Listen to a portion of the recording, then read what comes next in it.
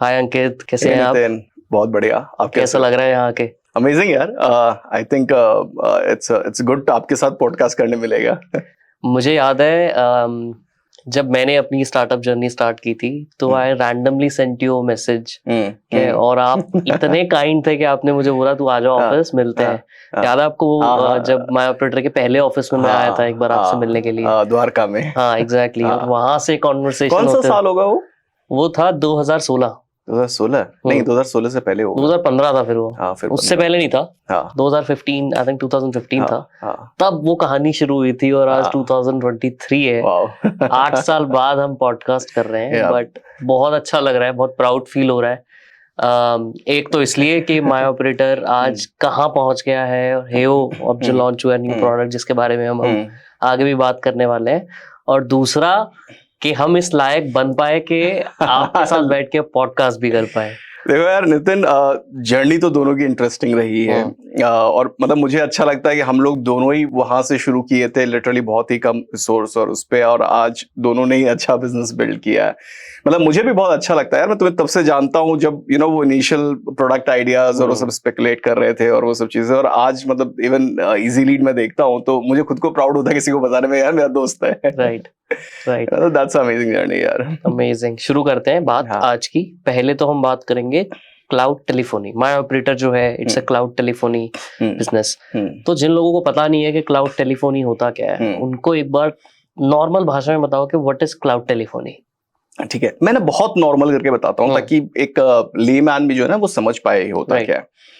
देखो यार, जब टेलीफोन स्टार्ट हुए ना तो सबसे पहला कॉन्सेप्ट था सिंपल, एक से एक को कनेक्ट कर दो, बातें कर लो, काम खत्म। लेकिन फिर ऑर्गेनाइजेशंस होती थी, ऑर्गेनाइजेशंस में नीड होती थी यार बहुत सारे लोग हैं, आपको अलग अलग लोगों से बात करना है, जिसके लिए ना प्राइवेट एक्सचेंजेस बैठाए जाने लगे। ऐसे पब्लिक एक्सचेंजेस होते जिनको हम एक्सचेंज कहते थे, बचपन में याद हो एक्सचेंज सुनाओ। वैसे प्राइवेट एक्सचेंज एक ऑफिस के अंदर होता था, जिनका काम होता था कि सही बंदे के पास कॉल को राउट करना। ये कॉन्सेप्ट ना बहुत पुराने हैं, ये आज के नहीं है, ये बहुत पुराने एक्सचेंज से कॉल डेस्क पे राइट पर्सन के राउट करना। बहुत साल पहले ये मैनुअल होता था, ऑपरेटर्स बैठकर डायल एक्सचेंज पे लाइंस चेंज करते थे, सही उस पे डायल करते थे। फिर आया टाइम इलेक्ट्रॉनिक्स का, तब ये ऑपरेटर्स की जगह मशीन्स हो गए जो वो राउटिंग अपने मैनेज कर रहे हैं।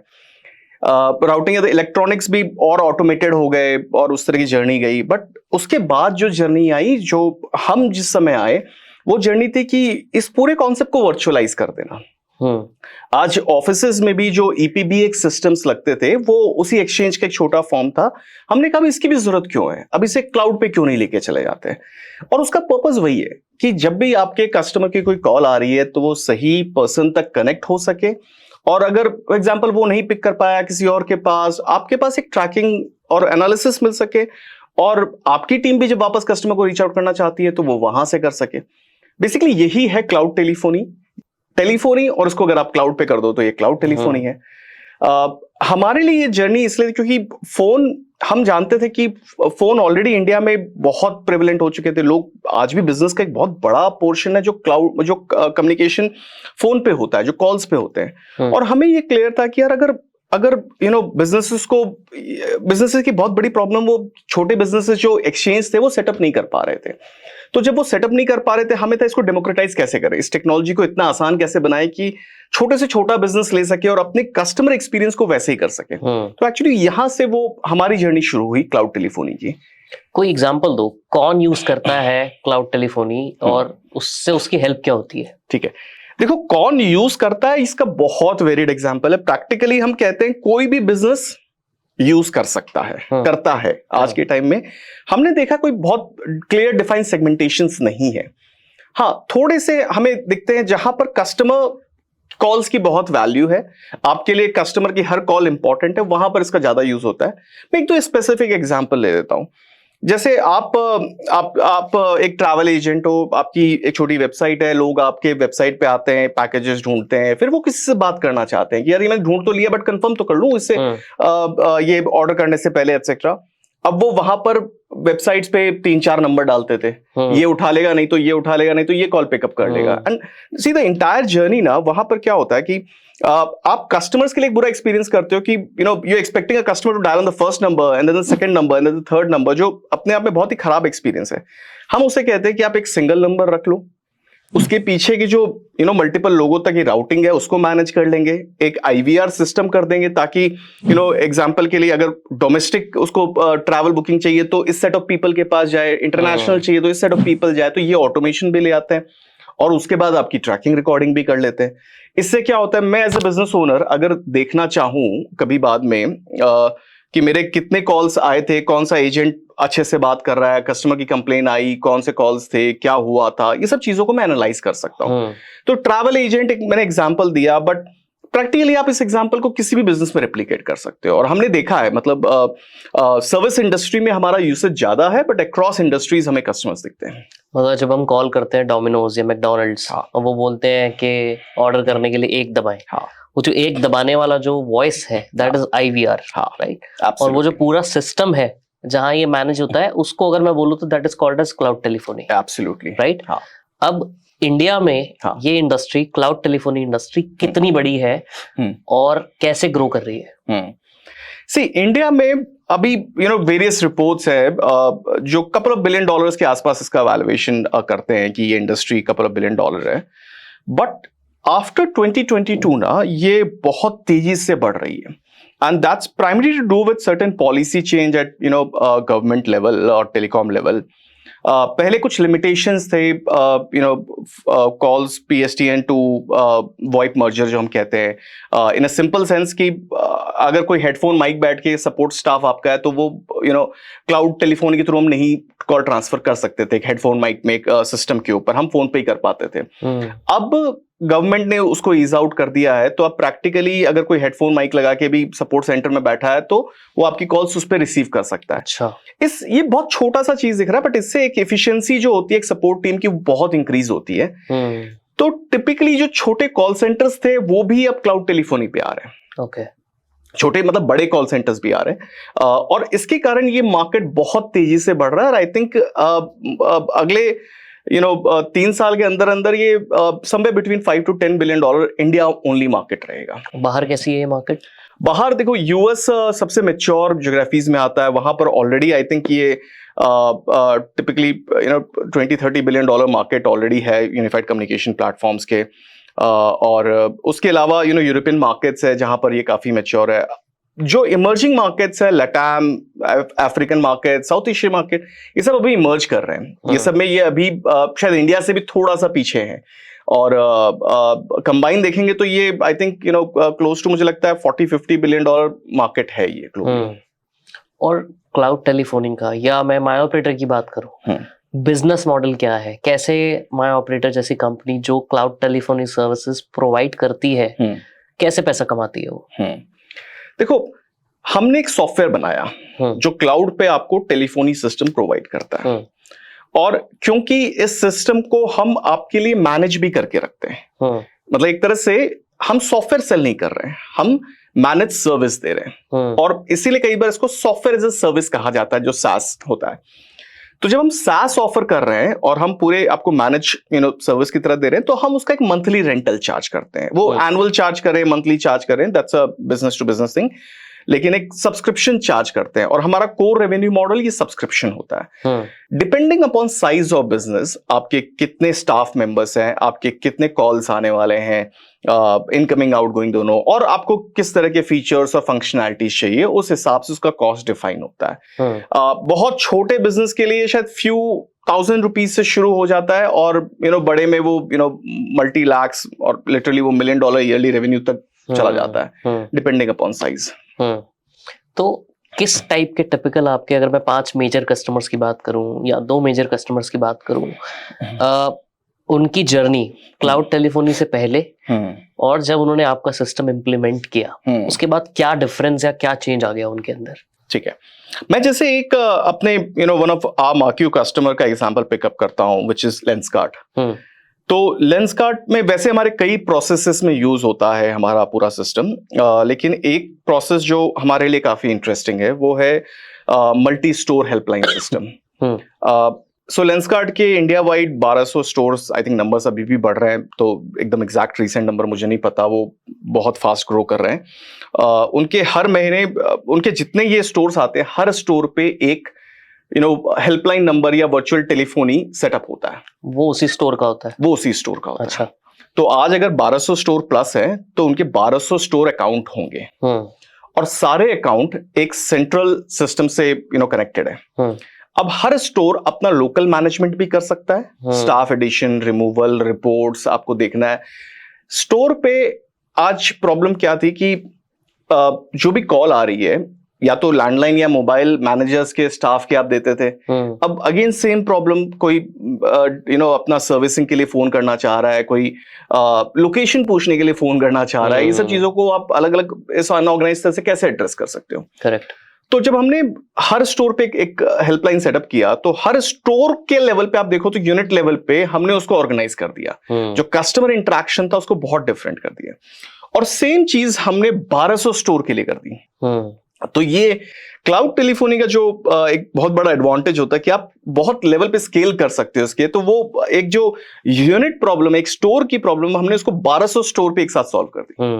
अब हर स्टोर पे जो कस्टमर इंटरेक्शन हो रहा है वो प्रॉपर एक मैनेज सिस्टम के थ्रू हो रहा है, तो उससे उनके एनपीएस पे भी फर्क पड़ता है, उनसे कस्टमर सेटिस्फैक्शन। एनपीएस अगर लोगों को बताना हो तो एनपीएस क्या होता है? एनपीएस नेट प्रमोटर स्कोर, अगर सिर्फ फुल फॉर्म हम उस पे बात करें उसको, जनरली एक मेथड होता है टू कैलकुलेट आपका कस्टमर सेटिस्फैक्शन या कस्टमर लोग आपसे कितना खुश हैं, आपके कस्टमर कितना खुश हैं, कैसे कैलकुलेट किया जाता है? ये कैलकुलेट किया जाता है जनरली, सबसे स्टैंडर्ड एक तरीका होता है कि अगर मैं अपने 100 कस्टमर को एक सर्वे करता हूं कि आप मुझे रेफर करना चाहेंगे किसी और को, अपने फ्रेंड्स को, फैमिली को, किसी को, और आप 1 से लेकर 10 के बीच में रेटिंग कीजिए। कितना लाइकली आप रेफर करना चाहते हैं। तो आप अगर 10 और 9 कहते हैं तो हम कहते हैं ये प्रमोटर्स हैं। अच्छा। आप अगर 1 to 6 करते हो तो ये डिट्रैक्टर्स है। अच्छा। Promoters minus detractor by total number जो होता है, ये फॉर्मूला से वो कैलकुलेट होता है, जो एनपीएस कहते हैं।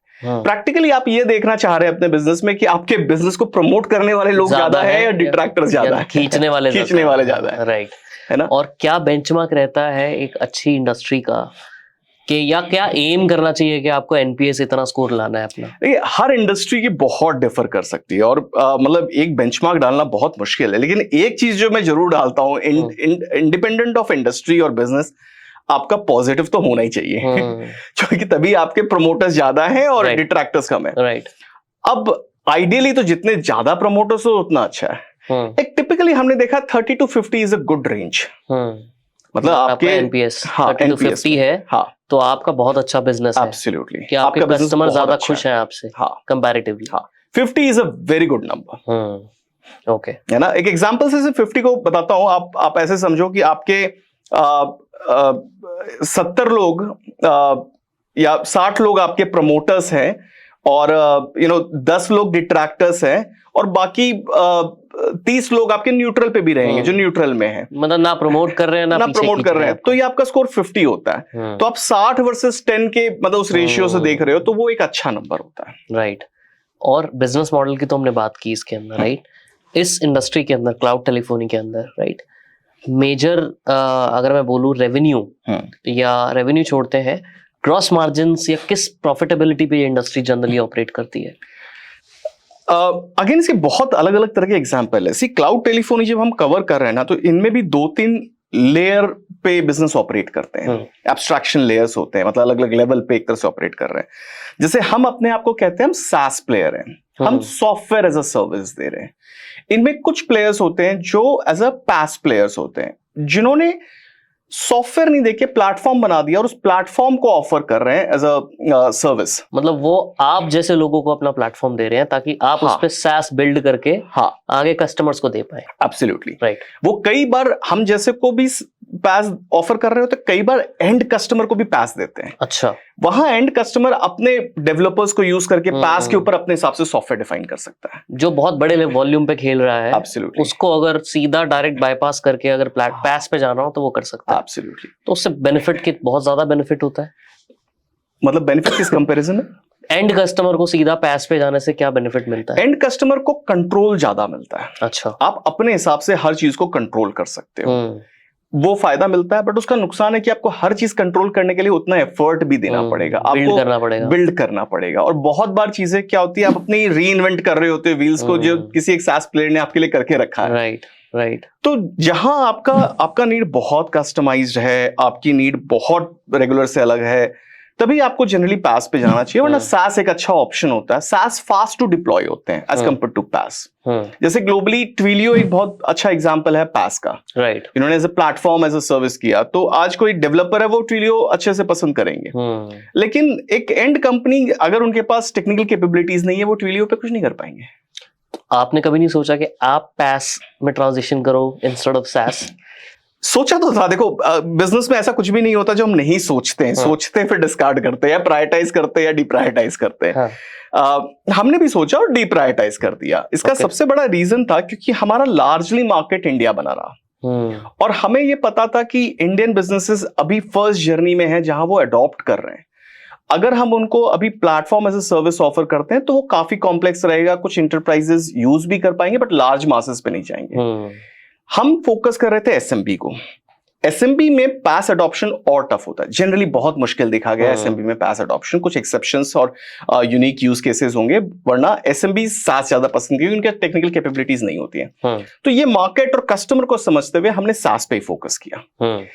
अब coming back to your original question, SaaS के margins typically gross margins higher होंगे PaaS से। PaaS क्योंकि आप प्लेटफॉर्म ऑफर कर रहे हो, आप सामने वाले को वो दे रहे हो, आप वॉल्यूम में ज्यादा डील करते हो एज कंपेयर टू SaaS। तो आज टिपिकली एक SaaS पे अगर कोई होगा तो उसके लिए शायद 40-50% is even a good margin. मतलब इवन कम साइड में भी हमने देखा है कुछ PaaS यूज केसेस में 20% तक भी ग्रॉस मार्जिन पे काम होता है। हम क्योंकि SaaS में है, क्लाउड टेलीफोनी SaaS में भी typically 50-60% even is a good margin. हम ऑलमोस्ट 80% ग्रॉस मार्जिन पे वर्क कर रहे हैं। राइट। आपने बताया कि आपसे बैकवर्ड इंटीग्रेशन जैसे ये बोला जाता है बेसिकली, राइट? फॉरवर्ड इंटीग्रेशन हो गया, PaaS के बाद SaaS आ गया, SaaS के बाद एंड कस्टमर आ गया, राइट? एंड कस्टमर भी B2B या कोई बिजनेस होगा जो इसको डिप्लॉय कर रहा है आपके सोल्यूशन को, और उसको जो कॉल कर रहे हैं वो फिर रेगुलर कंज्यूमर्स होंगे, राइट? PaaS से पीछे भी कोई होता है? वो कौन है? PaaS से पीछे भी होता है जो इंफ्रास्ट्रक्चर एज अ सर्विस देता है। अच्छा। जैसे इंडस्ट्री में सबसे वेल नोन एग्जांपल है Amazon वेब सर्विसेज। वो इंफ्रास्ट्रक्चर एज अ सर्विस है। अच्छा। वहां आपको प्लेटफॉर्म भी नहीं मिलके बेसिकली एक इंफ्रास्ट्रक्चर मिल जाता है। आप उस इंफ्रास्ट्रक्चर के ऊपर अपना प्लेटफॉर्म बना लो और अपने ही सॉफ्टवेयर भी बना लो। और इंफ्रास्ट्रक्चर के पीछे भी कोई होता है? मैं सिर्फ क्लाउड टेलीफोनी इंडस्ट्री की बात कर रहा हूँ। हाँ, नहीं, अभी नहीं होता है। यहाँ पर इंफ्रास्ट्रक्चर से पीछे हमने नहीं देखा। टिपिकली ये 3 प्ले हैं। इस पूरे क्लाउड टेलीफोनी इंडस्ट्री के अंदर टेलीकॉम ऑपरेटर्स का कहाँ पे रोल आता है या नहीं आता है? सी, क्लाउड टेलीफोनी पे अभी टेलीकॉम प्लेयर्स का रोल नहीं है। कोई रोल नहीं। अच्छा। क्योंकि टेलीकॉम प्लेयर्स है ना, वो लार्जली वो एक तरह से नेटवर्क प्रोवाइडर है। जो एंड कंज्यूमर नेटवर्क्स है वो उसके प्रोवाइडर है। टिपिकली एक टेलीकॉम ऑपरेट करके ये बिल्ड कर सकता था।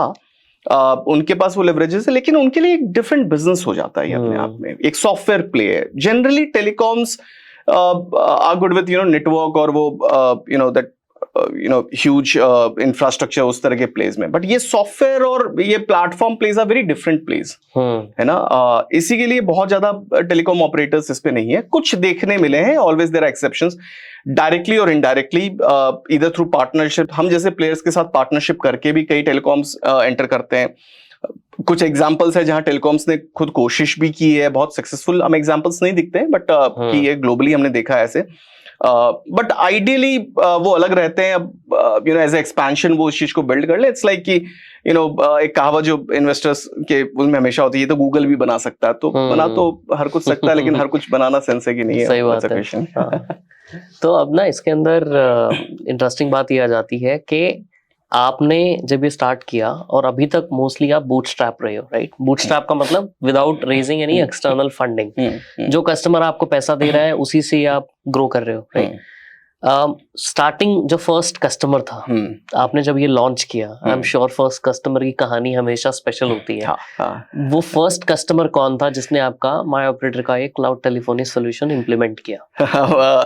बड़ा इंटरेस्टिंग सा ही टेक है। हमारा फर्स्ट कस्टमर आम आदमी पार्टी था। आम आदमी पार्टी? वो किस लिए यूज करते थे? उनकी हेल्पलाइन, उस समय नई नई पार्टी फॉर्म हुई थी, और पार्टी में उनको उस समय हेल्पलाइन नंबर एक चाहिए था। और ये फर्स्ट कस्टमर थे? हाँ, हमारा फर्स्ट कस्टमर। अच्छा, है ना। और उस समय हम प्रोटोटाइप बिल्ड ही कर रहे थे कोइंसिडेंटली, क्योंकि हमने अन्ना हजारे मूवमेंट में थोड़ा सा काम किया था, तो हमें वहां से कुछ कनेक्ट्स थे। और जब उन्होंने पार्टी फॉर्म की तो हमें एक बार बुलाया। उस समय बहुत इनिशियल हमारे भी डेज थे, हम भी फिगर आउट कर रहे थे। तो उन्होंने बोला कि हमें ऐसे हेल्पलाइन चाहिए। हमें तब तक ये कन्विक्शन माई ऑपरेटर का बन चुका था, हमें पता था हमें इस डायरेक्शन पे जाना है। कोइंसिडेंस था कि वो सेम आस्क के साथ हमारे लिए आए, तो हमने उनके लिए प्रोटोटाइप जैसे बना दिया था।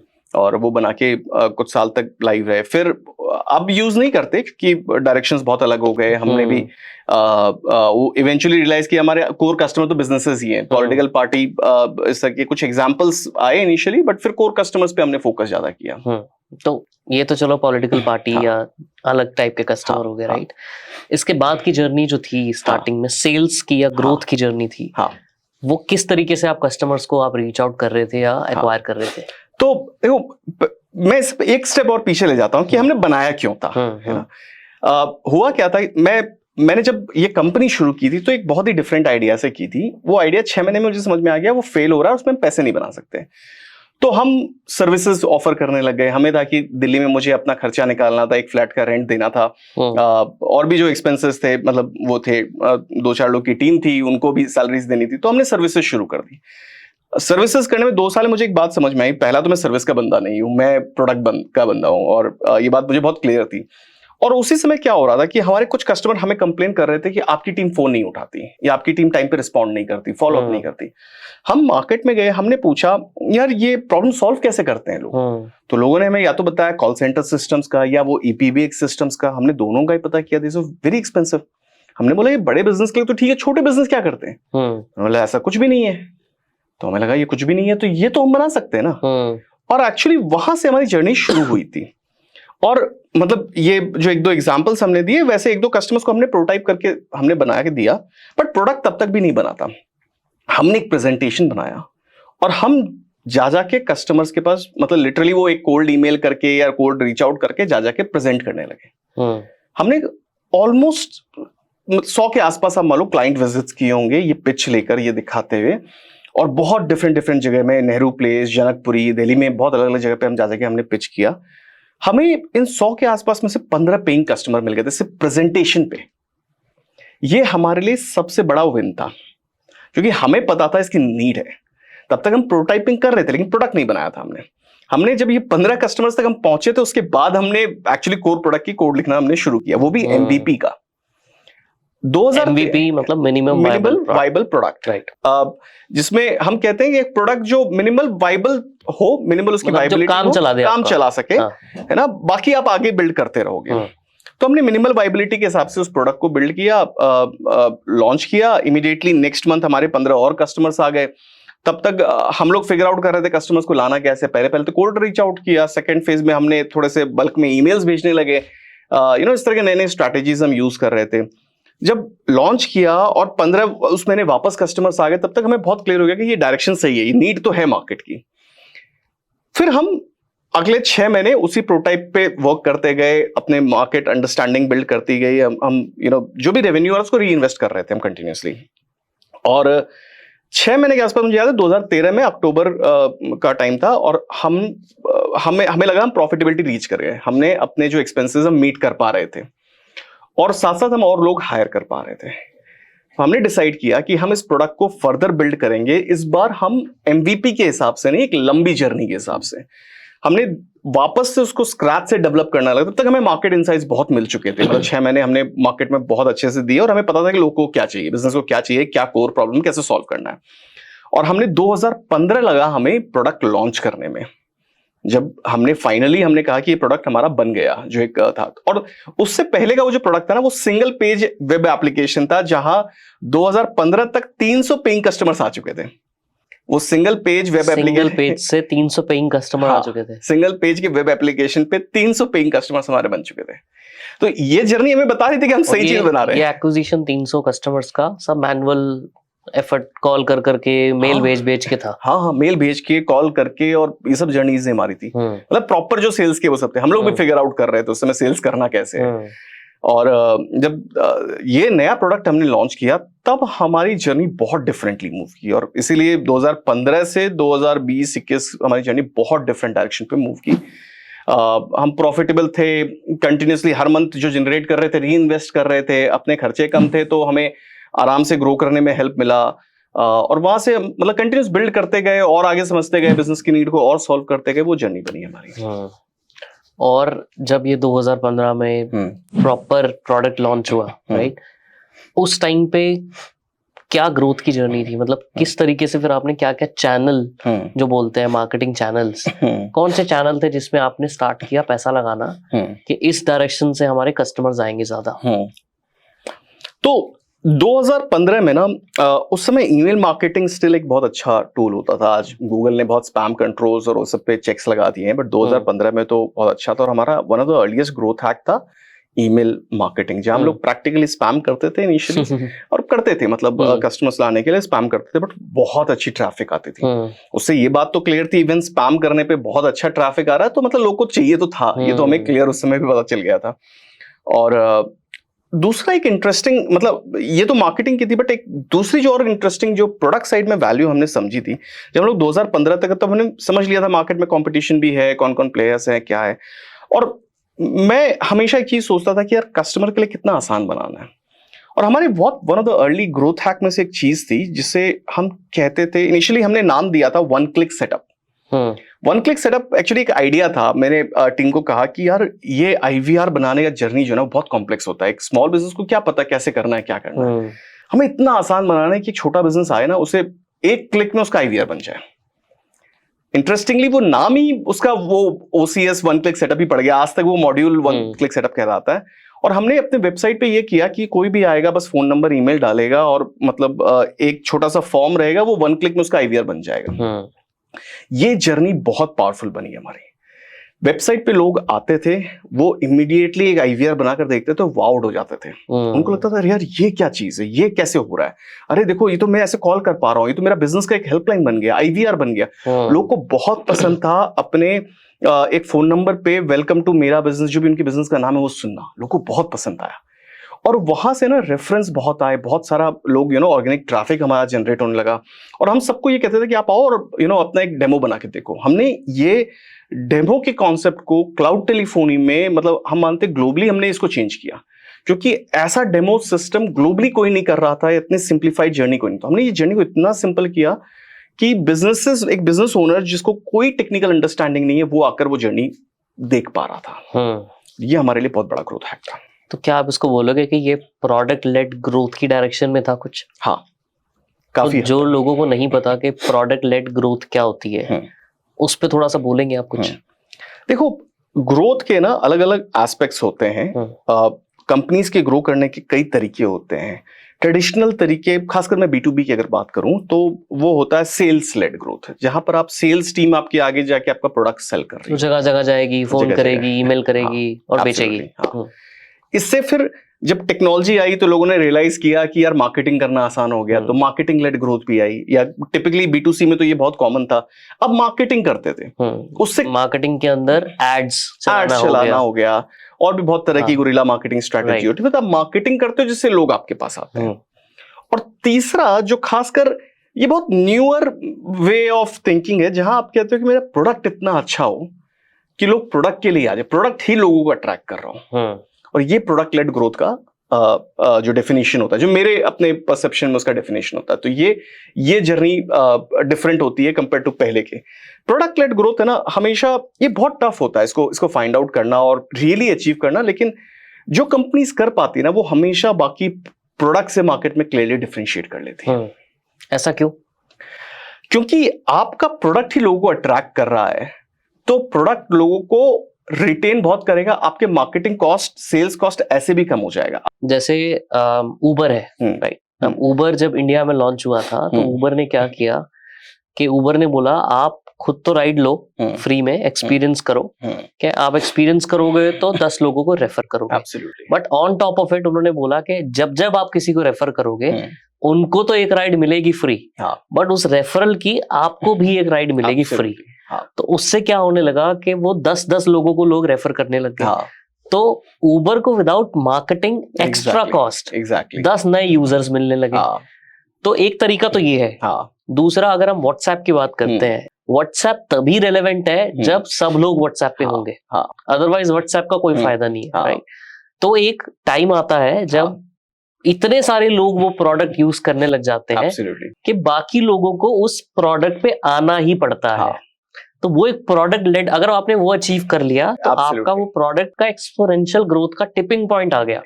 राइट यार, देखो स्टार्टअप्स इकोसिस्टम में ना हम लोग बहुत तरह की ग्रोथ स्ट्रैटेजी में बात करते हैं। जैसे आपने प्रोडक्ट लेड ग्रोथ की बात की, नेटवर्क इफेक्ट ना, इन सब में मुझे लगता है नेटवर्क इफेक्ट को सबसे पावरफुल देखा जाता है, सेकंड में शायद प्रोडक्ट लेड ग्रोथ आता है। राइट। ऐसे बहुत सारे ग्रोथ स्ट्रैटेजी और हो सकता है मतलब अलग अलग तरह से फिट इन करे, बट मेरा पर्सनल बिलीफ है nothing is better than a network effect. तो अभी हम product led growth, marketing led growth की बातें कर रहे हैं, right? I am sure the holy grail is network effect, जैसे आपने बोला, राइट? और सब लोग यही चाहेंगे यार कि बिना कॉस्ट खर्चा किए प्रोडक्ट ग्रो हो जाए, तो क्यों ना हो। अभी आपने एक और प्रोडक्ट बनाया है जिसका नाम है हेयो, राइट? पहला तो मुझे ये समझना है कि हेयो है क्या और क्यों बनाया वो आपने।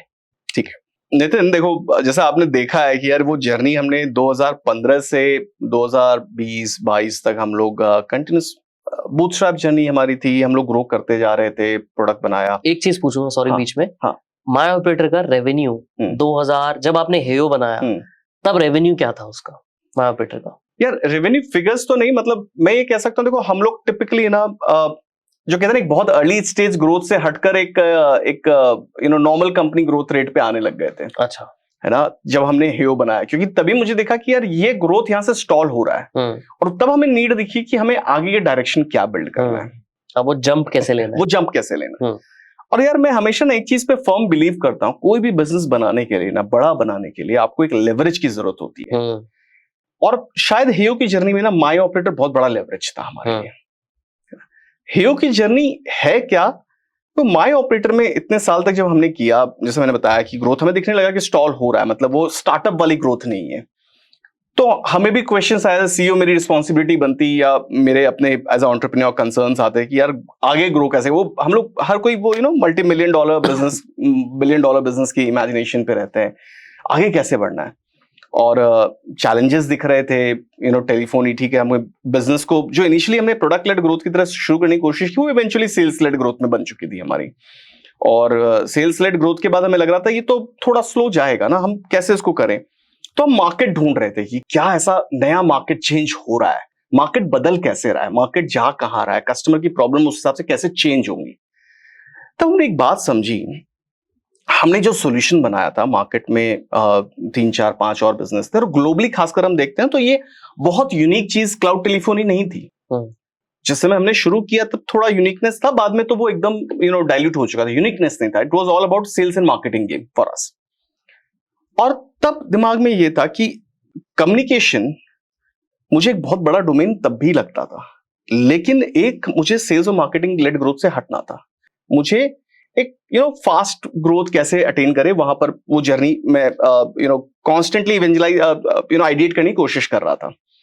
दूसरी तरफ एक जर्नी मुझे नजर आई जहां पर मैं देख रहा हूं फ्यूचर ऑफ कम्युनिकेशन कैसे बदल रहा है, और ये मेरे लिए बहुत डिफरेंट इंसाइट था, क्योंकि इस तरफ जनरेटिव एआई, चैट जीपीटीज आ रहे थे, व्हाट्सएप इंडिया में अपने आप में बहुत डिफरेंट स्केल पे ऑपरेट करना, व्हाट्सएप बिजनेस इंटरेक्शन, मतलब बिजनेस व्हाट्सएप इंटरेक्शंस बहुत डिफरेंट हो गए थे, व्हाट्सएप ने एपीआईज लॉन्च की और ये सब बहुत सारी चीजें हो रही थी। और जब मैंने दोनों को जोड़ा तो देखा फ्यूचर ऑफ कम्युनिकेशन बहुत बदलने जा रहा है। हमारे पास कम्युनिकेशन की टेक्नोलॉजी है, हम इसे ऐसे लेवरेज यूज कर सकते हैं, बट कहानी कुछ और है। कहानी हमें बनानी है कस्टमर एंगेजमेंट की, या फ्यूचर ऑफ कॉमर्स जो हम देखते हैं विच इज कन्वर्सेशनल कॉमर्स की। तो हमने सोचा अगर कन्वर्सेशनल कॉमर्स फ्यूचर है तो हम कैसे पहुंचेंगे वहां पर? अच्छी चीज थी, हमारे पास बिजनेसेस बहुत सारे कस्टमर्स हैं, हम उनके पास जाकर बात कर सकते थे, वो बिजनेस को कैसे शिफ्ट होते देखते हैं, सर्विस टीम्स कैसे बदल रही है। हमने ये सब बहुत सारे डिस्कशंस करके हमें एक चीज समझ में, एक रास्ता में दिखा। उससे एक्चुअली बहुत सारी चीजों करके ना एक हेयोफोन जर्नी वहां पर हमारी शुरू हुई, जो as a technology my operator से शुरू होती है। बट सबसे पहली चीज जो हमने करी, जैसे मैंने स्टार्टिंग में एक बात कही कि मैंने डेमोक्रेटाइज किया था EPBX सिस्टम को एक SaaS में। अब मैंने उस SaaS को डेमोक्रेटाइज किया एक मोबाइल ऐप पे। उसको इतना आसान बना दिया कि एक छोटा बिजनेस, और जब मैं छोटा कह रहा हूं तो लिटरली मैं कह रहा हूं स्टोर लेवल बिजनेस या दुकानदार, सोलोप्रेन्योर्स, एकदम मतलब एकदम स्मॉलेस्ट बिजनेस, किराना स्टोर है वो कैसे यूज करेगा वो आप एग्जांपल ले सकते हो। हाँ, मैं मतलब और छोटे में डॉक्टर्स के जैसे एग्जांपल लेता हूं या सैलून्स के एग्जांपल लेता हूं, उनके एग्जांपल्स मैं आपको बताता हूं। तो आज उनको हम माई ऑपरेटर सेल नहीं कर सकते थे क्योंकि उनके लिए वो एक्सपेंसिव भी था। उनके लिए कॉल्स बहुत कम थी, लेकिन वो उनकी दुकान पे एक सैलून पे एक लैंडलाइन रखा हुआ है या एक दो फोन रखा हुआ है। वो चाहते हैं यार ये फोन थोड़ा स्ट्रीमलाइन हो जाए और मेरा कस्टमर एंगेजमेंट थोड़ा कुछ बेटर हो जाए। लेकिन वो माई ऑपरेटर की जर्नी उनके लिए अभी भी कॉम्प्लेक्स है। हम आज लेंसकार्ट या उस तरह के बिजनेसेस के लिए तो माई ऑपरेटर हमने बनाया था, लेकिन इनके लिए कुछ और सिंप्लीफाइड जर्नी चाहिए थी। ओवर द इयर्स हमें यह पता था कि मोबाइल जर्नी बहुत डिफरेंट हो चुकी है। ऐसे छोटे बिजनेसेस आज लैपटॉप पे नहीं बैठते, उनके पास मोबाइल होता है, राइट। तो हमें कुछ मोबाइल फर्स्ट चाहिए था। उनकी क्या प्रॉब्लम है हमने आइडेंटिफाई किया, वो माई ऑपरेटर का एक तरह से हमने कोर जो कहते हैं ना कॉमन डिनोमिनेटर निकाला। एक कॉमन डिनोमिनेटर को हमने सोचा कि इसको और सिंप्लीफाई करके बिल्ड करते हैं एक मोबाइल ऐप के अंदर। तो हेयो इज अ मोबाइल ऐप, हाँ, जिसको एज अ सैलून ओनर मैं डाउनलोड करूंगा, अपना मैं वेरिफिकेशन या KYC करूंगा, हाँ, मैं बताऊंगा कि मेरा ये आधार कार्ड है, ये सब हाँ, कुछ है, हाँ, उसके बाद मुझे आप एक नंबर एलोकेट कर दोगे, हाँ, जो नंबर मैं अपनी दुकान के बोर्ड पे, व्हाट्सएप पे या कहीं भी डालना चाहूँ, हाँ, तो कस्टमर जो मेरे होंगे, हाँ, जो मुझसे कांटेक्ट करना चाह रहे हैं, हाँ, वो उस नंबर पे कॉल करेंगे, और माई ऑपरेटर की मोबाइल ऐप में, हेयो की मोबाइल ऐप में, हाँ, मुझे दिखता रहेगा कि मेरे ये कस्टमर ने मुझे आज कॉल किया, हाँ, इतनी कॉल मैंने पिक की, मुझे वापस उनको कांटेक्ट करना हो तो भी कर सकता हूँ। मैं एक एग्जांपल से थोड़ा सा समझाता हूँ इसको, आप सही उस पे हो, लेकिन एक बार इमेजिन करो यहाँ आसपास कोई भी लोकल मार्केट में जाते हो, आपको वहां पर है ना खूब सारे बोर्ड्स दिखेंगे, बिलबोर्ड, साइनेजेस, पैम्पलेट्स, यहाँ पर 3-3 मोबाइल नंबर यूज करते हैं, है ना, और सैकड़ों दिखेंगे ऐसे। पहला तो ये हमारे लिए एज ए कंज्यूमर प्रॉब्लम होता है कि यार किस नंबर को पहले डायल करूं और किस पे व्हाट्सएप डालूं, वो हमेशा, और एक नंबर नहीं उठाया फिर दूसरे को ट्राई करो, दूसरे पे नहीं उठाया, ये सब प्रॉब्लम्स बहुत कॉमन है। ये बिजनेस ओनर के लिए तो और बड़ी प्रॉब्लम होती है। वो कहता है यार कस्टमर को मैं ऐसा एक्सपीरियंस दे रहा हूं और मेरा स्टाफ क्या बात कर रहा है मुझे पता ही नहीं चल रहा है, कॉल उठाया नहीं उठाया, मेरा नंबर बिजी था, वो बार बार मेरे को ही रीच आउट किए जा रहा है। ये सब प्रॉब्लम्स बहुत कॉमन है स्मॉल में। तो हमने प्रैक्टिकली कहा कि आप 3 नंबर की जगह एक नंबर डालो, जो आपको हेयो इंस्टॉल करके KYC जैसे आपने बताया वहां मिल जाएगा। वो एक नंबर आपके सारे स्टाफ के बीच शेयर्ड रहेगा, जो भी कॉल आएगी वो आपके स्टाफ के पास में एक तरह से राउट हो जाएगी, वो उनके पास, उनके फोन पे चले जाएगी। वो नहीं उठाएगा, दूसरे के पास जाना, तीसरे के पास जाना, आपको पूरी लिस्ट मिलती रहेगी, ये कॉल आई, इसने उठाया, इसने ये बात करी, और आपका डेटाबेस बनता जाएगा। और ये रात भर चलता रहेगा, ये 24/7 चलता रहेगा। तो आप अगर बिजनेस पे नहीं भी हो तो भी मॉनिटर कर सकते हो उस समय कि आपकी कौन कॉल उठा रहा है, नहीं उठा रहा है। किसी कस्टमर ने कंप्लेन कर दी कि यार ये इसने मुझे कॉल बैक ही नहीं किया, आप वो भी देख सकते हो वहां। और साथ साथ उसको हमने जोड़ दिया व्हाट्सएप से। अच्छा, तो आपका कॉल प्लस व्हाट्सएप एक ही नंबर पे चल रहा है। अभी तो कई बार देखा होगा कि लोग कॉल के लिए अलग नंबर बोलते हैं, व्हाट्सएप के लिए अलग नंबर बोलते हैं, यहाँ एक ही नंबर पे दोनों हो रहा है। और साथ साथ वो नंबर भी आप शेयर सब स्टाफ के बीच में, तो सारा कम्युनिकेशन एक जगह से हो रहा है। और सबसे इंपॉर्टेंट बात, आपका एक डेटाबेस बन रहा है जिसको आप यूज कर सकते हो वापस उनको एंगेज करने के लिए। स्टोर में कोई ऑफर देना है कि आज मेरे सैलून में 20% हेयर कट पे ऑफ चल रहा है, तो इंस्टेंटली आप उन कस्टमर्स को मैसेज भेज सकते हो, व्हाट्सएप कर सकते हो या कॉल कर सकते हो। एब्सोल्युटली, ये सारी चीजें स्ट्रीमलाइन हो गई आपकी। AI का बहुत बड़ा रोल है जो होगा ऑब्वियसली कम्युनिकेशन के अंदर, राइट। अभी हम देखते हैं बहुत सारे वायरल होती हैं क्लिप्स जहाँ पे एक वर्चुअल AI बॉट कॉल कर रहा है सैलून को, हाँ, और मेरे लिए वो अपॉइंटमेंट बुक कर रहा है, हाँ, राइट। ये हमने बहुत वीडियो देखी है, वायरल होती है। यहाँ पे तो बहुत अच्छा एग्जांपल है जो माई ऑपरेटर और हेयो के अंदर AI का, कन्वर्सेशनल AI की बात करूंगा, वॉइस पे बहुत इंटरेस्टिंग इनसाइट और एक एग्जांपल बनता है। आप उसको कैसे शिफ्ट को ले रहे हो? देखो, आपने जो एग्जांपल दिया, और मतलब गूगल ने जैसे वो डिमॉन्स्ट्रेट किया था जहां पर आप एज अ कंज्यूमर अपने असिस्टेंट को कह सकते हो इस बिजनेस में कॉल करने के लिए, तो कंज्यूमर साइड तो ठीक है, बट बिजनेस को भी तो वो एआई असिस्टेंट चाहिए होगा, तो वो एआई असिस्टेंट हम बना रहे हैं। वो टेक्नोलॉजी, वो प्रोटाइपिंग्स हम आज ऑलरेडी कर रहे हैं, और हम देख रहे हैं कि जब आप एज ए कंज्यूमर कॉल करो या आपका असिस्टेंट बॉट कॉल करे, तो आपको जो इन्फॉर्मेशन देनी है या आपके लिए बुकिंग करना है या आपके लिए जो भी जर्नी कॉल पे, व्हाट्सएप पे, जहां पर भी आपको जो जर्नी करनी है, वो जर्नी आपका असिस्टेंट आपके लिए कैसे कर ले। और असिस्टेंट एक थोड़े लेवल पे कर पाएगा, फिर पीछे आपका स्टाफ, कौन से स्टाफ से कनेक्ट करना है, कौन से वहां पर जाना है, वो सारा का सारा मैनेजमेंट वो करके देगा। तो अभी हम बिजनेस को एक नंबर से पहले तो उनकी कम्युनिकेशन को स्ट्रीमलाइन कर रहे हैं, फिर धीरे धीरे हम एआई को यूज करके उनका बहुत सारा जो कहते हैं ना रिपीटेड वर्क, उसको रिड्यूस कर देंगे।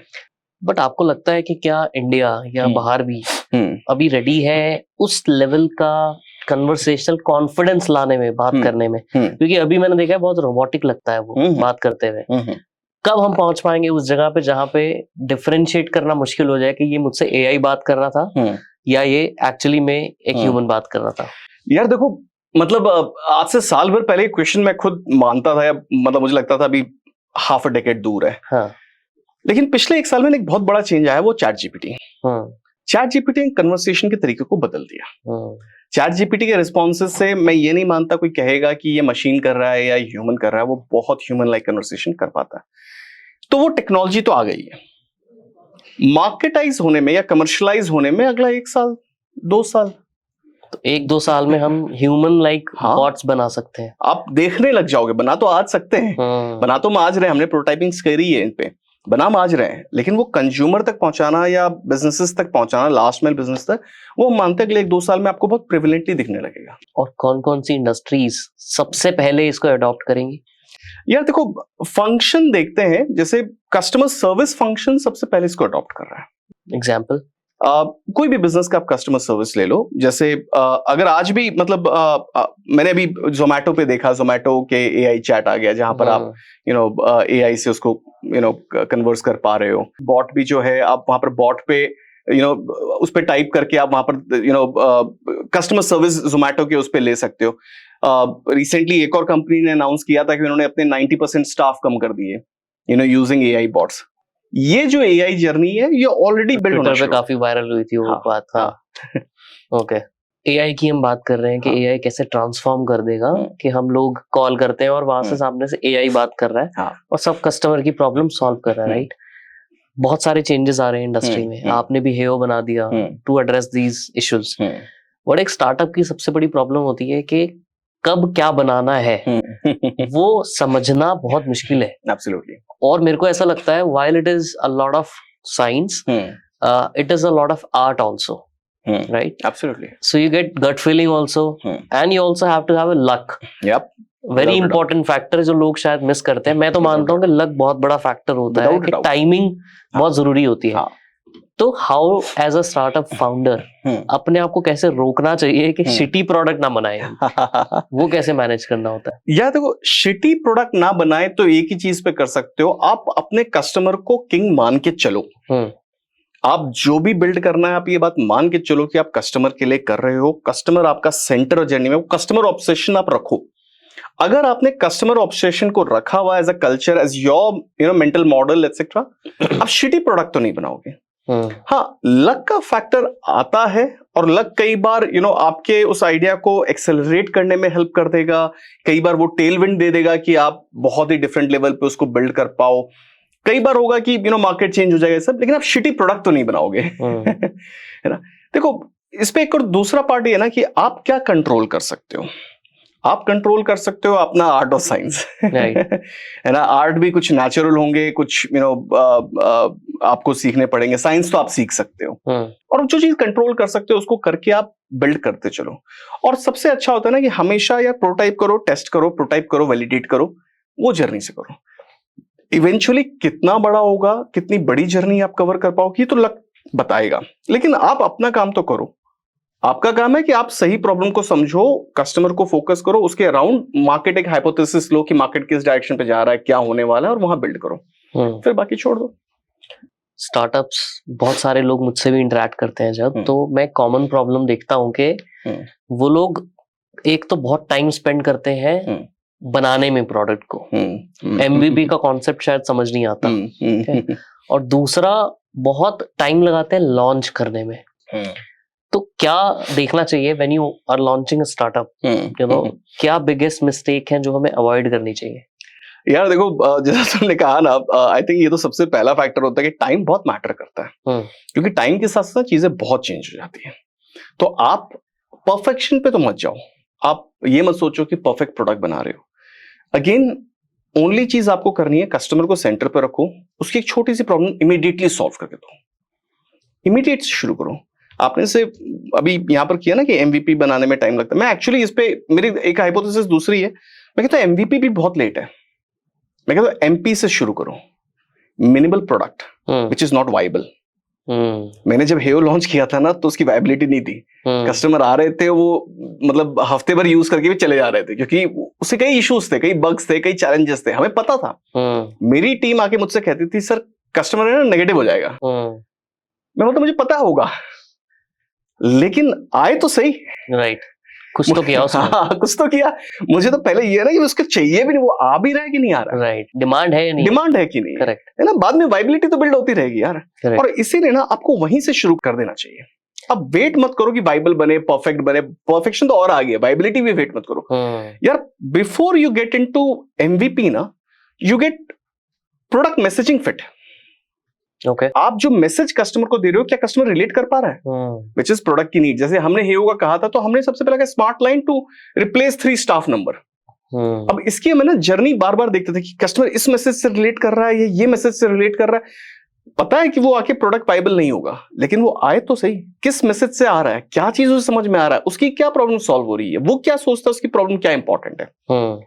जब वो आते थे, कंप्लेन भी करते थे, हम बात करते थे, राइट, हम समझते थे कि वो क्या एक्सपेक्ट कर रहे हैं हमसे, तो हमें पता चलता था कि हम सही डायरेक्शन पे है, गलत डायरेक्शन पे है ना। तो हमने वेट नहीं किया था, हमने in fact within first month ही हमने हेयो का वो लॉन्च कर दिया था। जब से हमने डेवलपमेंट शुरू की, 1 महीने के अंदर हमने लॉन्च कर दिया। सारी टीम मुझे उसके लिए वो कर रही थी कि सर आप गलत कर रहे हो, आप शायद बहुत जल्दीबाजी कर रहे हो, आप इतनी जल्दी में क्यों हो। मैं कहता था मेरे लिए बहुत इंपॉर्टेंट है ये टेस्ट करना कि कस्टमर क्या मैसेज से भी रिलेट कर रहा है, वो आ रहा है कि नहीं आ रहा, बाकी तो बाद में होता रहेगा। पहले MP बिल्ड किया, फिर MVP बिल्ड किया, फिर फुल प्रोडक्ट आया। मतलब फुल तो आज भी मैं नहीं मानता हमारा पहुंचा है, अभी भी बहुत जर्नी बाकी है हमारे लिए, है ना। बट वो जर्नी ही है, ये मान के चलना पड़ेगा आपको। मैं स्माइल इसलिए कर रहा हूँ क्योंकि इतनी सारी चीजें जिससे मैं रिलेट कर पा रहा हूँ जो भी आप बोल रहे हो। मेरा नॉर्मली प्रोसेस ये रहता है कि मैं MP भी छोड़ू, ठीक है, जो मैसेजिंग फिट की बात कर रहे हो ना, तो मैं लिंक्डइन पे पोस्ट डाल देता हूँ। जो मेरे माइंड में आइडिया होता है कि मैं ये बना चुका हूँ, वो होता नहीं है बना हुआ, और मैं डाल देता हूँ। अब मुझे दिखता है कि अगर 10 लोग मुझे आके DM कर रहे हैं, लिंक्डइन पे कमेंट कर रहे हैं, तो मतलब डिमांड है। एब्सोल्युटली। फिर बनता है वो प्रोडक्ट, फिर वो 100 लोगों को जाता है, फिर वो देखा जाता है कि 100 में से यूज कर रहे हैं कि नहीं कर रहे हैं। अभी ऐसे ही एक और कुछ प्रोडक्ट तो हमारे ऐसे हैं जो लोग हमारे सेल्स वाले बेच चुके हैं, और वो बनना कब है वो हमें किसी को नहीं पता। तो आइडियली सबसे बड़ी प्रॉब्लम यही है स्टार्टअप्स की कि वो इतना ज्यादा अपने आप को मेंटल ब्लॉक में डाल देते हैं कि वो यही सोचते रह जाते हैं कि मैं क्या बनाऊं, कब बनाऊं। Rather than that, I think the best way is to figure out कि आप बस बोलो कि मैं बना रहा हूं, absolutely, and just hear back what people are saying and telling you.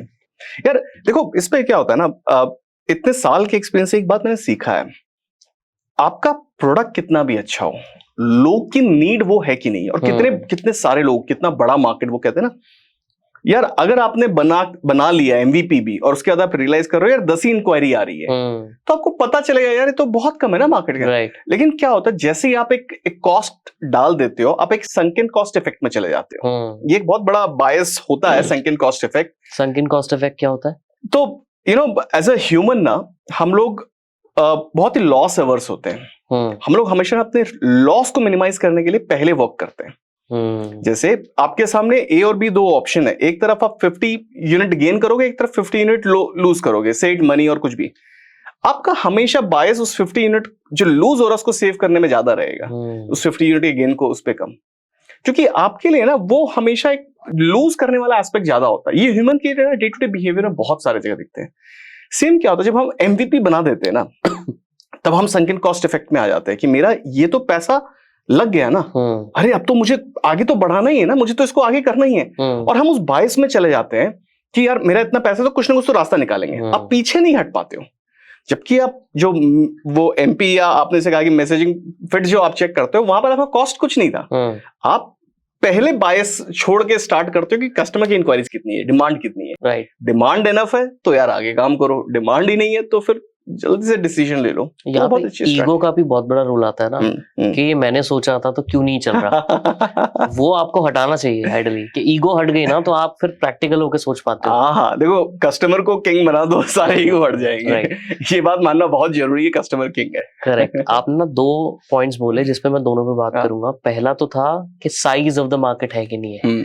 India में इस टाइम पे SaaS software as a service का क्या मार्केट है, क्या ग्रो हो रहा है कंपेयर टू वेस्ट का मार्केट कितना बड़ा है कंपेयर टू इंडिया? यार देखो, अभी भी वेस्ट जब हम कह रहे हैं प्राइमरी 2 ज्योग्राफीज में आते हैं, एक तो नॉर्थ अमेरिकन मार्केट होता है और एक यूरोपियन मार्केट होता है, जिसमें नॉर्थ अमेरिकन अपने आप में बहुत बड़ा मार्केट है, और डेफिनेटली इंडिया अभी बहुत डिफरेंस पे। इसके 2 मेजर रीजन है। पहला मतलब मैच्योरिटी ऑफ बिजनेसेस भी हैं, और प्राइस पैरिटी भी है। ये दोनों ही रीजन लेकर इंडिया कंपेरेटिवली बहुत छोटा हो जाता है। मतलब टिपिकली जो बड़े सास और जिन्होंने मतलब एक मल्टी $1 मिलियन जो रेवेन्यू पे कर रहे हैं, 500 करोड़ 1000 करोड़ के ऊपर का बिजनेस जिनका है, मैंने सबसे बात करी, एक जो कॉमन मुझे निकलता है कि इंडिया मार्केट उनके लिए टिपिकली 5-10% ऑफ द मार्केट होता है। अच्छा, यूएस के हिसाब से। ऐसा क्यों है लेकिन इंडिया में? देखो, प्राइस पैरिटी तो एक बड़ा रीजन है। प्राइस सेंसिटिविटी, मतलब मैं पैरिटी कहता हूँ, मैं सेंसिटिविटी नहीं कहता इसको, क्योंकि सेंसिटिविटी यार आप कंपेयर गलत उससे कर रहे हो ना। यहाँ पर आप वो जो प्राइस पैरिटी है, मतलब वहां की पेइंग कैपेसिटी जो बिकॉज ऑफ डॉलर वैल्यू, वो सब वो डिफरेंट ऑलरेडी है यहाँ से, तो सेंसिटिविटी से ज्यादा मेरे लिए पैरिटी है ना। वो डिस्पेरिटी प्राइस में ऑलरेडी है। हम लोग इसी के ऊपर सर्विस कंपनीज बनी थी, इंडिया की आईटी सर्विस कंपनी, क्योंकि वो एक प्राइस डिफरेंस था यूएस में और इंडिया में, है ना। तो ये सेंसिटिविटी से ज्यादा ये प्राइस डिफरेंस है वहां का। यहाँ आप यूएस में $10 पर यूजर चार्ज करो और इंडिया में $10 पर यूजर चार्ज करो, बहुत डिफरेंट है वो, राइट। क्योंकि इंडिया में पैरिटी से तो वो ऑलरेडी $10 से आपको प्रैक्टिकली $2-3 में वो सेल करना चाहिए, राइट, है ना। और फिर यहाँ $2-3 आप पर यूजर सेल करोगे तो आपको लगेगा कि बहुत ही कम रेवेन्यू। इसीलिए यूएस मार्केट अपने आप में बहुत बड़ा मार्केट है ना। और मतलब ज्यादातर SaaS वहां फोकस कर भी रहे हो, करना भी चाहिए, मैं इस पे तो डिनाई नहीं करता कि अगर आप कर सकते हो तो वो करना चाहिए। यूएस मार्केट बहुत अच्छा है। अब एट द सेम टाइम ना देखो, इंडिया कुछ सेगमेंट्स में कुछ जगह पे इमर्ज कर रहा है ना। इंडिया कुछ चीजों में बहुत आगे से, यूपीआई ने अपने आप में बहुत डिफरेंट मार्केट क्रिएट किया, तो फिनटेक एक बहुत बड़ा मार्केट इसके कारण बना है सब। तो कुछ जो लेवरेजेस है इंडिया में, अगर आप वहां पर बेट कर रहे हो तो इंडिया बहुत बड़ा मार्केट आपको दिखेगा। अदरवाइज जनरली अगर SaaS एक कोर SaaS डेफिनेशन लो तो यूएस अभी भी बहुत बड़ा है। India is catching up, India is definitely getting more digitize. कुछ बिहेवियर्स अलग रखने पड़ेंगे। India is more mobile than desktop और वेब बेस्ड सिस्टम्स, ठीक है। India is more about volume than price, है ना, और आरपू एटसेट्रा। तो ये चीज अगर आप कर सकते हो तो आप इंडिया में एक अच्छा बिजनेस बना सकते हो, एक बड़ा बिजनेस बना, और इंडिया से बिजनेस को आप साउथ एशियन या लैटाम जैसे ज्योग्राफीज में रेप्लिकेट कर सकते हो। यूएस अगर आप, जनरली मैं हमेशा कहता हूं अगर आपको यूएस के लिए बनाना तो पहले यूएस फोकस बनाओ। दोनों मार्केट के कस्टमर बिहेवियर्स में भी बहुत फर्क है, डिसीजन मेकिंग्स में, बाइंग बिहेवियर्स में, प्रोडक्ट कंपैरिजन में। तो आप दोनों के लिए एक साथ बनाना थोड़ा टफ हो जाता है। आपको लगता है कि कल्चरली भी एक डिफरेंस है जिसकी वजह से Indians are more focused on saving money than time, इसीलिए शायद SaaS which is software as a service India में उतना ज्यादा नहीं चलता कंपेयर टू वेस्ट? हाँ, मतलब ये भी एक फैक्टर आता है, क्योंकि वो थोड़ा सा शायद मुझे लगता है प्राइस पैरिटी से भी आता है, और थोड़ा सा है मतलब कल्चरली ये डिफरेंस है वहां से यहाँ पर। बट इससे एक मुझे लार्जर इफेक्ट दूसरा दिखता है, वो एक behaviour. See as a Indian even middle class ना, हम सब के घर में मेड्स या हेल्प्स रहे हैं, और है ना, हमें बचपन से एक चीज का वो होता है कि हाथ में चाय पीने की आदत है। मैं भी यही बोलता हूँ सबको कि हमें घर बैठे बैठे सब मिलता है ना, तो हम पैसा बचाने के ऊपर ज्यादा ध्यान देते हैं rather than time। एग्जैक्टली। और वहां का बिहेवियर क्या है ना, इससे एक बिहेवियर जो डिफरेंट ड्राइव होता है ना, कि हम इंडिया में आज भी आपको सॉफ्टवेयर सेल करना है, आप देखोगे कि बिजनेस ओनर्स एक्सपेक्ट करेंगे कि आप उनके लिए करके दे दो सेटअप कॉन्फ़िगर, और यूएस में सेल्फ सर्विस बहुत हाई मिलेगी। यहाँ डू इट योरसेल्फ का कल्चर नहीं है उतना। एग्जैक्टली। तो ये डिफरेंस भी ना और टफ बना देता है इंडिया को थोड़ा, क्योंकि आपका सेल्स कॉस्ट इवेंचुअली यहाँ पर वो दिख रहा होता है और आप यहाँ से यूएस कर रहे हो तो वहां यूएस का एक कि वहां की कॉस्ट ऑफ मार्केटिंग बहुत हाई है। लेकिन अगर आप यहाँ से कोई ऑर्गेनिक ट्रैफिक पे या प्रोडक्ट लेड ग्रोथ पे यूएस पे प्रोडक्ट करते हो तो उससे अच्छा कुछ नहीं। बट आपको लगता है क्या इसी रीजन से, क्योंकि यहाँ इंडिया में डू इट योरसेल्फ का कल्चर कम है, इसीलिए यहाँ पे प्रोडक्ट लेड ग्रोथ थोड़ी कम होती है? इससे एक बड़ा इफेक्ट आता है क्योंकि people there are more open to explore new softwares, new tools, very eager to click on new things and explore. No doubt. While India में आपको चाहिए कोई असिस्टेंट वो जो मेरे लिए करके दे दे, शायद वो ग्रोथ उस तरह से नहीं अचीव कर पाते हैं। एब्सोल्युटली। इसका देखो एक स्टिल ग्रोथ हैक जो यहाँ है ना, वो है आप मोबाइल फर्स्ट जाओ। सोचो बहुत स्टार्टिंग से हमने बहुत टाइम लगाया माय ऑपरेटर के बाद हेयो को ये समझने में कि मोबाइल फर्स्ट रखना इंडिया में बहुत इंपॉर्टेंट है। और हेयो की जर्नी में I think one of the reason इतने फास्ट ये मूव किया, इतने फास्ट ग्रो किया, क्योंकि ये मोबाइल फर्स्ट था। क्योंकि एक बिजनेस ओनर ना अपने मोबाइल पे तो कर लेगा, वहां वो अपने स्टाफ को नहीं कहेगा ये करके दे दो या किसी को सेटअप करके, मोबाइल की चीजें कर लेगा। और मोबाइल पे जर्नी ना आप सिंप्लीफाई करनी ही पड़ेगी। मोबाइल पे आप कॉम्प्लेक्स प्रोडक्ट बना ही नहीं सकते। तो अगर आप मोबाइल फर्स्ट सोचते हो ना, तो आपकी इंडिया बहुत बड़ा मार्केट वहां दिखेगा। और आप देखना इंडिया के जो बड़े बड़े इंडिया में सॉफ्टवेयर भी है ना, वो मोबाइल फर्स्ट ही गए हैं। डेस्कटॉप फर्स्ट सॉफ्टवेयर इंडिया में इतने बड़े, एक्सेप्ट मतलब कुछ पुराने, अगर हम टैली और बिजी उनको हटाएं, जो बड़े हुए वो टाइम अलग था। बट आज अगर जो बड़े हो रहे वो ऑब्वियसली मोबाइल फर्स्ट है। आपने आरपू वर्ड यूज किया था बीच में। हाँ। आरपू क्या होता है? आरपू एवरेज रेवेन्यू पर यूजर। जनरली एनुअल उस पे काउंट करते हैं, बट इसका टिपिकल है कि एवरेज रेवेन्यू पर यूजर। ये एक मेट्रिक यूज होता है समझने में कि मेरा एक एवरेज यूजर से मैं कितने पैसे बना पा रहा हूँ, एक कस्टमर कितना पैसा एवरेज दे पा रहा है। इसका ग्रोथ पे क्या इम्पैक्ट होता है? देखो ग्रोथ पे एक्चुअली डायरेक्टली आरपू का नहीं होता है, आपका CAC is to आरपू का होगा। Customer acquisition cost. अब एक कस्टमर को एक्वायर करने में कितना पैसा लगा रहे हो और उससे आपको रिटर्न कितना एवरेज रेवेन्यू मिलता है, जिसका आपका देखा जाए तो ARPU divided by CAC should always be more than 1। तभी आप पैसा कम खर्च करोगे और अर्न ज्यादा करोगे उस कस्टमर से। राइट। जितना आप इसको रेशियो को बैलेंस रख सकते हो उतना अच्छा। हर बिजनेस के लिए अपने अलग होंगे, बट जितना ऑप्टिमाइज कर सको। टिपिकल SaaS में क्या रहता है रेशियो? यार बहुत डिफरेंट है। अगर मैं जैसे वेब SaaS की बात करता हूँ, और मतलब खासकर इंडिया फोकस SaaS की, अगर मैं इंडिया फोकस SaaS की बात करूँ, SMB में अगेन देखो बहुत सेगमेंटेशन हो रहे हैं, India focus, SMB, web SaaS। तो ये टिपिकली 2000 के रेंज में, मतलब 25,000 ईयर हम लोग एक फिगर मानते थे। SMB का जो SaaS बजट या SaaS कैपेसिटी हो तो 25,000 ईयर का है। वहीं आप मोबाइल फर्स्ट या बहुत ही माइक्रो SMB के लिए जैसे हेयो में, तो वहां टिपिकली हम लोग जानते हैं 5,000 ईयर का है कैपेसिटी, पेइंग कैपेसिटी। हाँ, पेइंग कैपेसिटी। और आप यूएस के लिए वहां टिपिकली करो तो ये आप इजीली इसको 6x कर दो। अच्छा। मतलब 25 से आप सीधा उसको 6x के उस पे आरपू पे लेके चले जाओ। तो ये डिफरेंस आता है। बट आपके पास भी एक ऑप्शन होगा कि यूएस एक्सप्लोर कर लो, rather than building a micro SME which is mobile first Heyo application. Why did you decided to India, focus India पे करके एक हेयो लॉन्च करना, कंपेयर टू माय ऑपरेटर को ही वेस्ट में लेके जाना और वहां प्रोमिनेंट बनाना? See, I'll say this as an advice to every entrepreneur. Whenever building a business, now apart from product idea or etc., always think about one thing very clearly and probably try to find this very clearly and defined way. What is your leverage? You can't make a big business without a leverage. Leverage, undue advantage. Leverage is an undue advantage that you have that others do not have, would let you, build that kind of business here. और अलग अलग तरह के leverage होते हैं। या traditionally political connect भी एक लेवरेज ही होता था, जिसके थ्रू आप टेंडर्स और वो सब मिल जाते थे। आज की डेट में AI बिकम एक लेवरेज बन गया है। एक लेवरेज बन गया है। टेक्नोलॉजी, आर्किटेक्चर्स या इंफ्रास्ट्रक्चर है, वो एक लेवरेज है आपके पास में। ऑलरेडी वो कस्टमर्स आपके पास है, वो एक लेवरेज है।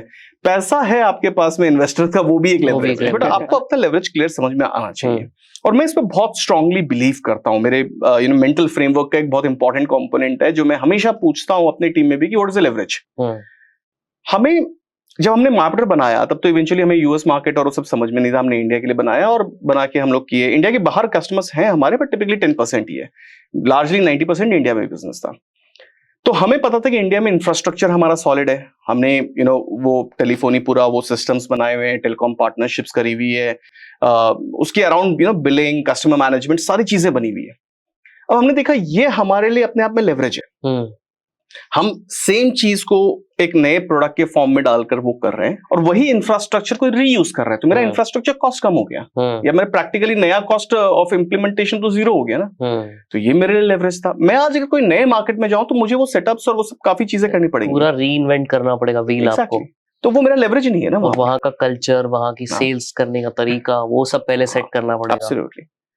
इसके अलावा तो कुछ और लेवरेजेस, ये तो एक बहुत ब्रॉडर लेवरेज मैंने बताया, इसके अलावा कुछ ना टैक्टिकल लेवरेजेस भी हमें आइडेंटिफाइड थी, जिसपे लंबा डिस्कशन रहेगा, बट हमें पता था कि यार ये लेवरेज हमारे पास यहाँ है ना, जिसमें व्हाट्सएप इंडिया में बड़ा होना, व्हाट्सएप की इंडिया स्टोरी, ये एक बहुत इंपॉर्टेंट कंपोनेंट था। तो हमने वो देखते थे हमारा लेवरेज, तो हम लेवरेज के ऊपर ही बिल्ड करेंगे। आपने बोला कि Heyo is like a micro SaaS sort of product, ठीक है। अब मेजर आपके जो भी कस्टमर्स हैं इसमें वो सारी SMEs हैं, इवन माइक्रो SMEs हैं, बहुत छोटे छोटे रिटेलर्स। सबसे हार्डेस्ट है वो उनको रीच आउट करना, स्पेशली अगर आप फीट ऑन सेल्स की बात अगर हम करते हैं कि जगह जगह जा जाके बेच नहीं सकते, आज की रेट में तो नहीं कर सकते। आपको नहीं पता कब कोविड आ जाए और दोबारा से लॉकडाउन लग जाए, right? Now we are living in this era where you don't know what's gonna happen in 6 months.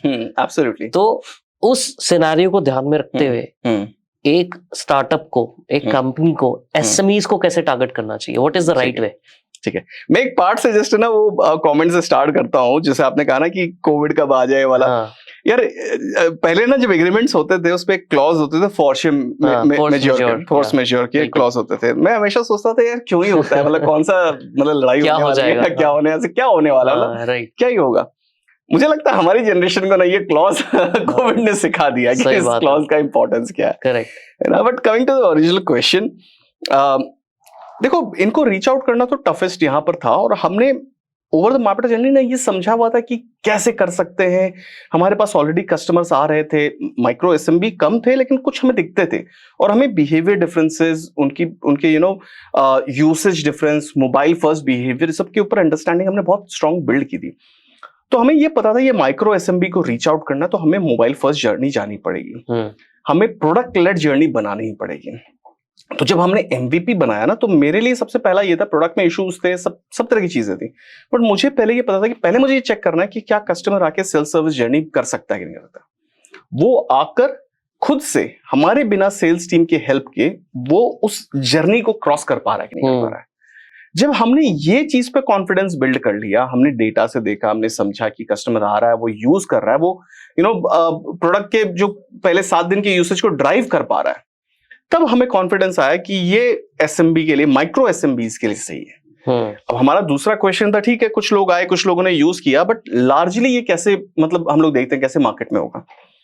Coincidentally क्या हुआ ना, इस साल फरवरी में कुछ इन्फ्लुएंसर्स ने ऐसे ही हमारे वीडियोस बना के हेयो के ऊपर सोशल मीडिया में डाल दिया। अच्छा। और उससे ऑर्गेनिक ट्रैफिक बहुत जबरदस्त बूम किया, मतलब ऑन ऑर्डर कि हमारे डेली के ट्रायल कुछ 100-150 के आसपास चल रहे थे, अचानक फरवरी 1 को मतलब एक दिन में ही वो 3000 साइनअप्स, मतलब ट्रायल्स पहुंच गए। 100 से 3000 30x का ग्रोथ। हाँ, मतलब एक दिन में ओवरनाइट। और हम मतलब पजल थे, हमारे ये क्या हुआ, मतलब कैसे रिएक्ट करें, हमें तो ये भी नहीं पता था कि अच्छा हो रहा है नहीं हो रहा है। और हमारी कैपेसिटी फुल हो गई थी, क्योंकि जितना हमने उसमें कैपेसिटी एलोकेट किया था वो फुल हो गई थी हमारी। हम अचानक से पजल हो गई, ये कैसे डील करना है।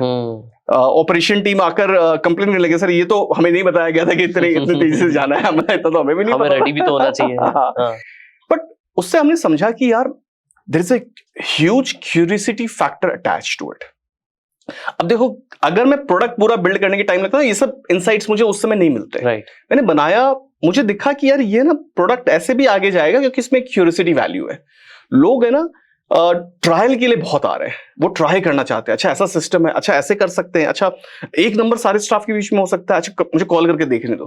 हमने फ्री ट्रायल रखा हुआ है और लोग उसके लिए बहुत जबरदस्त तरीके से आते हैं। ये हमारा इसका अपने आप में ग्रोथ हैक बना, जो एक्सपीरियंस कस्टमर को हम दे पा रहे हैं। देखो, मैं आज भी बिलीव करता हूं सबसे कोर होता है कस्टमर एक्सपीरियंस। उसके मतलब वो कस्टमर अगर किंग है तो उसका एक्सपीरियंस सबसे इंपॉर्टेंट है। तो ये कस्टमर एक्सपीरियंस वाली जर्नी ना मैं हमेशा प्रोडक्ट में खुद से ध्यान रखता हूँ। आज भी मैं पर्सनली इन्वॉल्व होकर इन चीजों को देखता हूँ कि वो एक्सपीरियंस कैसा है, मेरे लिए बहुत मैटर करता है। और ये करने से ना उस माइक्रो एसएमई पे पहुंच पाए।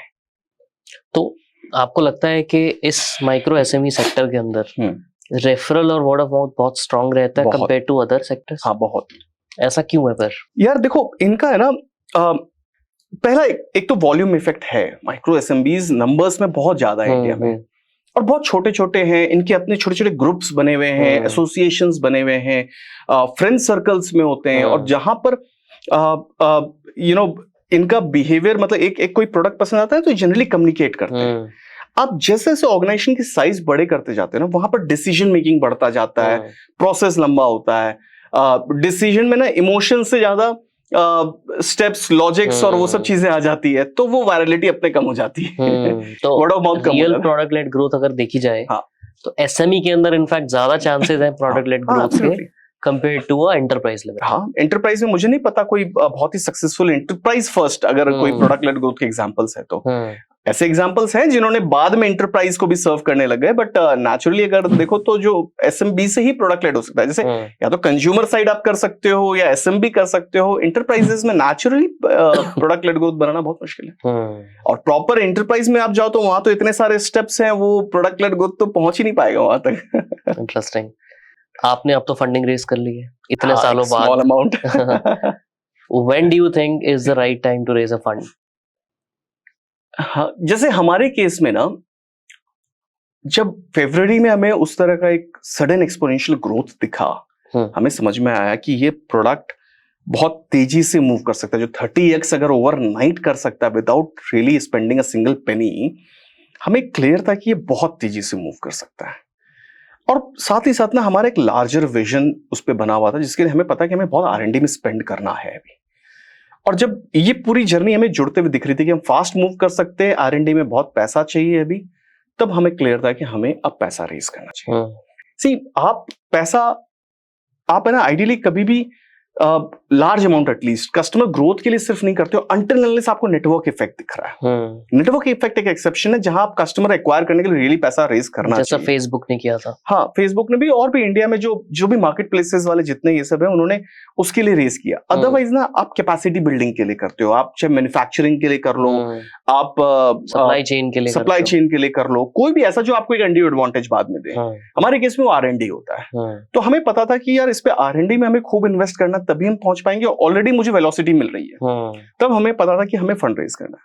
अब हमारे सामने इमीडिएट अभी फंड की नीड नहीं थी, लेकिन मुझे ये भी पता था कि मुझे अपने टीम में, अपने साइड में, टेबल के हमारे तरफ में, मुझे वो लोग चाहिए जो मुझे आगे फंड रेज में हेल्प कर सके। मुझे ये बिजनेस को लिटरली उस लेवल की जो मैं आज इमेजिन कर रहा हूँ नई जर्नी, उस जर्नी को बनाने में हेल्प कर सके। क्योंकि मैं कितना भी कहूँ, मुझे जितना भी एक्सपीरियंस हुआ भी, मैं एक बात जानता हूँ कि ये जो जर्नी स्टार्टअप की बिल्डिंग की, और खासकर अभी हेयो वाली, ये बहुत बड़ी है, बहुत कॉम्प्लेक्स है। इतना स्ट्रेट लाइन नहीं, इसमें बहुत सारे इफ्स एंड बट्स है। And I need people to help me to मतलब in multiple leverages, in building multiple leverages. और मुझे वो नेटवर्क चाहिए था। मैंने यहाँ पर 2 नेटवर्क को सबसे ज्यादा इंपॉर्टेंस दिया। सबसे पहला टीम, मैंने हेयो की जर्नी के लिए पूरी टीम वापस से बनाई, स्पेशली लीडरशिप टीम।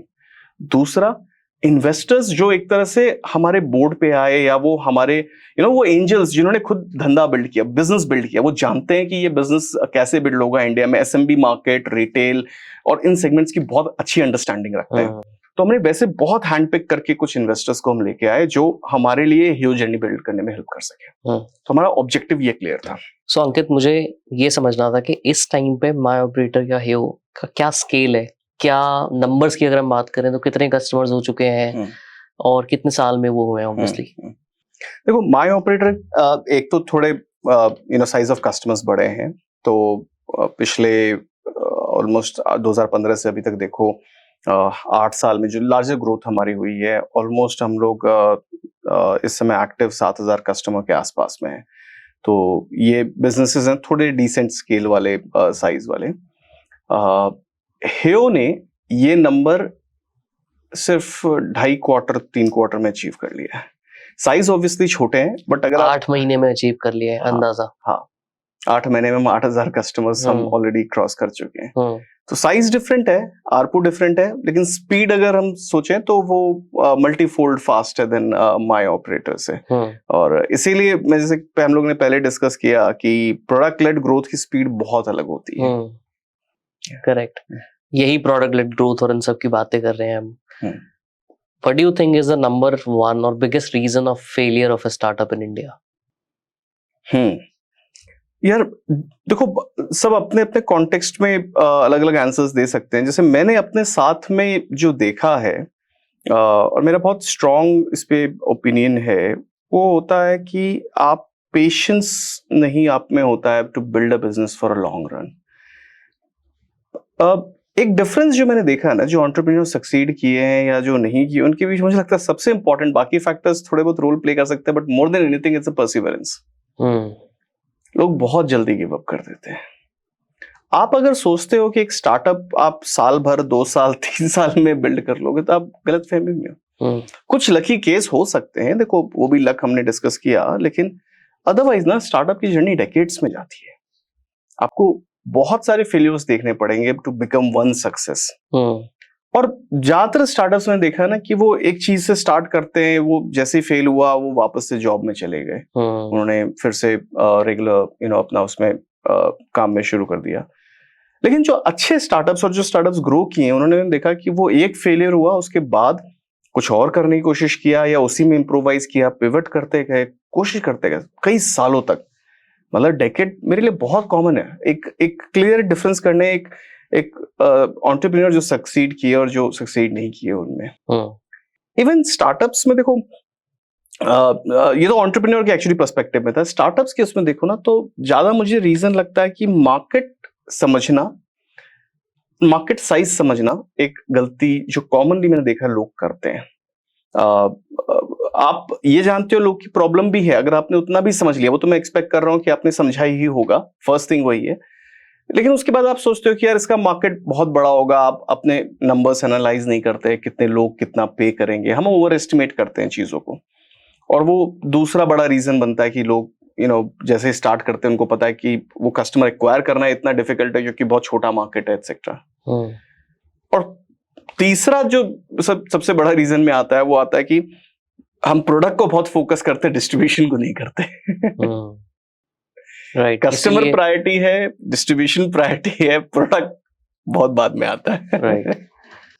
और आपने ना एक बात की कि बिगेस्ट डिफरेंस जो आप देख रहे हो, परसिवरेंस का देख रहे हो, राइट। आजकल मैंने देखा है कि बीआईटी काफी ज्यादा, आप बीआईटी से हो, राइट, एंड आईआईटी के कंपैरिजन में बहुत केसेस दिख रहे हैं। आईआईटी हमेशा से माना जाता है स्टार्टअप्स का एक सेंटर, हब, जहां से ज्यादा एंटरप्रेन्योर्स निकलते हैं। बीआईटी से बहुत ज्यादा आजकल ट्रेंड में दिख रहा है हमें आते हुए।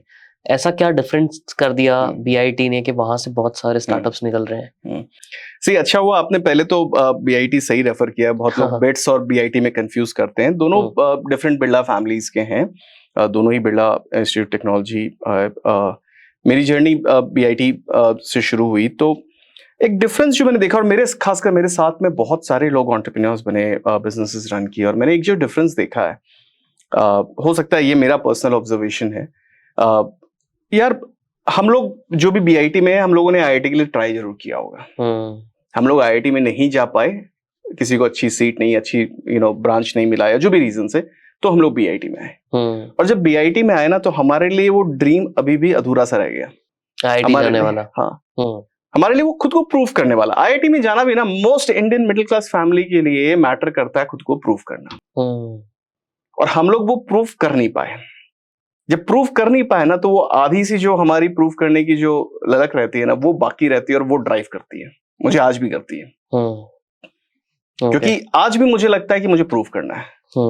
मतलब हो सकता है कि अब लोग अलग तरह से देखे एज अ पर्सन, इसका अंत क्या है? देखो, ये अंत से बियॉन्ड ना, ये एक चाइल्डहुड आपके में जो डला हुआ जो अधूरापन सा हो जाता है ना उन चीजों में, कि आपको एक अचीव करना, आप उसके लिए आगे बढ़े, आप नहीं कर पाए, तो फिर वो आपके अंदर सीधा मिल जाए तो मजा नहीं आता। हाँ, वो एक बात है।